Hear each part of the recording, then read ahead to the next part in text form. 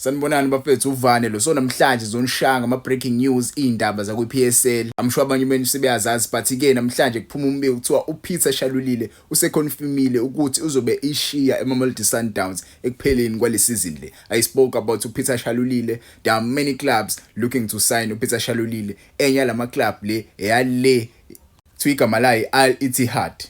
Yabo i-Al Ittihad ifuna ukumsayina uPeter Shalulile asazi noma izokwazi ukuyiwina i-signing yakhe. Yabo but ke yena umjida uyahamba mephela isizini. Yabo ade wayijoin eMamelodi Sundowns, wayijoin eSwale kwiHighlands Park, umfana wayekora amagoli amaningi, cishe wayibreaker irecord ebibekiwe la kwibhetho yePremiership yamagoli amaningi. Yabo simfisela ukuhleke njengoba ezoyishima eMamelodi Sundowns, asazi kwamanje uzojoina yipi club noma iSundowns izozama yini ukumgcina kweclub. Yabo because mwasubheke isquad seMamelodi Sundowns right now, there are many players abadlala iposition ayidlalayo. Yabo abo Teshuk Matthews, abadlala abanjengo Ikram Reyners. Njobe ebhalile la uquote uthi this is my last league medal, I will see you guys some other time. Asazi kube eqonda ukuthini but ke it states la nothi umjida uyahamba. Yabo kwezinye zeindaba uAsanele Velabayi, njengoba uAsanele Velabayi mina ngikhumbulayo lo mdlalo wefuna weKaizer Chiefs. Kaizer Chiefs ayimfuna lo mdlali lo njengoba nje iCape Town Spurs irelegatiwe. There are many quality players lapha yana asebama free agent. Yabo there are many quality players abama free agent. Asanele Velabayi njoba omunye walo badlali. There are many teams looking to sign uAsanele Velabayi. Kaizer Chiefs pulled out kwi-deal yakhe because Cape Town Spurs ayifuna imali eningi for this player. Yabo teams like TS Galaxy are looking to sign uAsanele Velabayi bene Orlando Pirates. Yabo TS Galaxy ne Orlando Pirates asazi siyipi team ezowina isigning ngalo mdlalo but ke kuzoba kuyena umdlalo uthi ufuna ukujoina yipi club. But I see Orlando Pirates coming on top kule deal le bekwazi ukumsign uAsanele Velabayi. Asazi noma iKaizer Chiefs they will re-enter the race to sign this player, we don't know. Kwezinye zeindaba Orlando Pirates have secured a deal to sign i-defender liBaroka FC. Mina ngikhumbula kahle iOrlando Pirates ke seke vele yakhuluma neBaroka ngomdlali wabo yabo okuthiwa uGosetsile. Yabo uGosetsile ke ulomdlali lomncane nambona ngosikhathi bedlala ndawonye ibona Orlando Pirates. Yabo lo mfana lo une future ebright. Njengoba ezojoin Orlando Pirates, vele Orlando Pirates isebenza kakhulu nabafana abancane. Labafana abancane labo bazokwazi ukuyiphusha iOrlando Pirates ingaphambili. So uGosetsile ujoinile Orlando Pirates kanti ke nango omunye umdlali okuthiwa ideal yakhe isi done right now, ukuthiwa ubani uTsepo Mashiliyone. uTsepo Mashiliyone kuthiwa kune possibility ukuthi uzomove or uzoreplace ulomfana lo uThabiso Monyane kweOrlando Pirates. Asazi ke noma uMonyane uyahamba yini kuphela isizini because Lenhle last time I heard about uThabiso Monyane kwathi uThabiso Monyane uzoba i-part of i-deal yokuthi sikwazi ukusecure uFawaz Basadini. Yabo ngezwe kanjalo mina but ke asazi umfana. Yabo njengoba ezoyijoina nje iOrlando Pirates uzolwela leya position leya yakwi right back because leya position igcwele abadlali abaningi abajwayele ukuba injured but ke asazi noma umfana uzokwazi yini ukuyimaintaina ifitness yakhe because ngathi khona nje umdlali obamele nje lapha ngomuthi obalimaza. But ke enough business. In other news, Orlando Pirates have secured a deal yokusayina uNemtajela. Yabo I spoke about uNemtajela the other day. Orlando Pirates isikwazile ukuyithola isigning yakhe umjida. Yabo singesazi ke noma this is a good deal or what, but ke mina I vouch for this player to come and join Orlando Pirates. Na iminyaka yakhe masuyibheke isala phaya. Yabo usayi 2000 but ke yena umjida I saw some videos, I saw some clips. I haven't watched a full game and see this player. Yabo maybe I will start watching ama games ana uNemtajela to see ukuthi umdlali lo uzoadd in experience kuOrlando Pirates because right now Orlando Pirates ayibadinga abadlali abazohlala ebenchini. They need players who will replace the main starters. Yabo they need abadlali abakanjalo abazo inspire the current players who are starting the games. Yabo because once you beg there is no competition at Orlando Pirates. There is no competition at all. Once you beg Mfukeng there is no player that can sit Mfukeng ebenchini. There is no player that can sit uMakehleni Makhawule ebenchini. Yabo there is no player that can replace Lumfana lo uSipho Chain. So we need players who know how to play. We need players who will replace the main starters with Orlando Pirates. Yabo and futhi maybe replace labo badlali labo singaboni inkinga, singayiboni igap. We need players like that.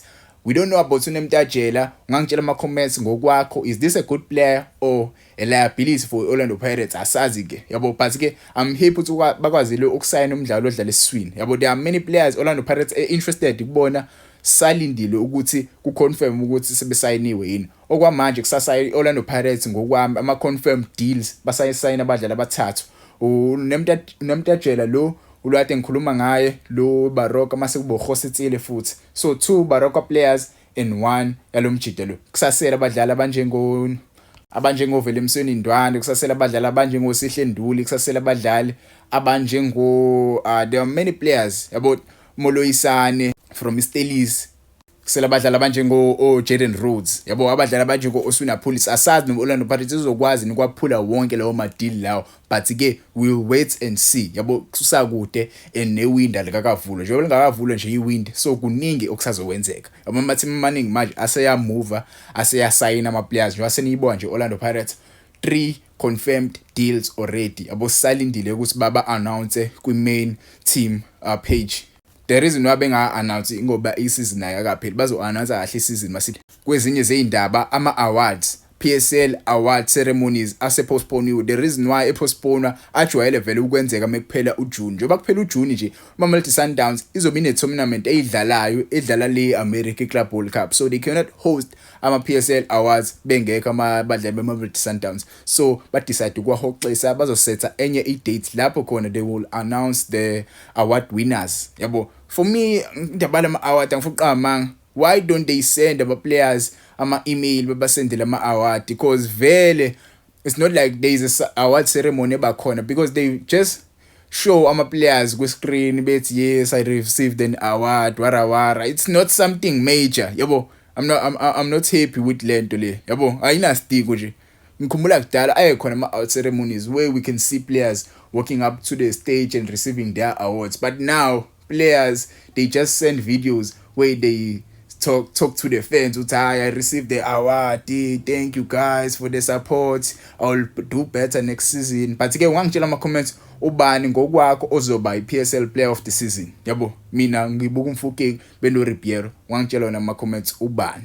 Kwezinye zey'ndaba Orlando Pirates have handed a talented midfielder uNeo Mokoena i-first team contract. First team contract bafethu Mokoena official useyi-first team player of Orlando Pirates. Asazi-ke kulama games alandelayo sombona yini idlala yabo. Kuyangijabulisa ukubona lokhu. Orlando Pirates uyayibona impela right now they are building a team, they are building a super team. Umazi ubheka ama-youngsters asepromotiwe right now yabo. uNeo Mokoena for me I think umjida wayezo-announce ngo-February, but-ke sebekwazile kum-announce right now. Umjida usethole i-first team contract. Asazi-ke sombona edlala nini, ade aqala ukuthima ne-first team, ade aqala nje ukujima ne-first team semeza uMbokazi yabo. uMbokazi sikwazile umbona edlala for Orlando Pirates. Asazi kuNeo Mokoena yena uzoqala nini yabo. We've seen aboSelepe, we've seen aboDancing yabo, they are introducing these youngsters. Next season you will see Orlando Pirates information yakho, not information per se, but you will see a structure, you will see a system Orlando Pirates ezama ukuza nayo right now. I don't know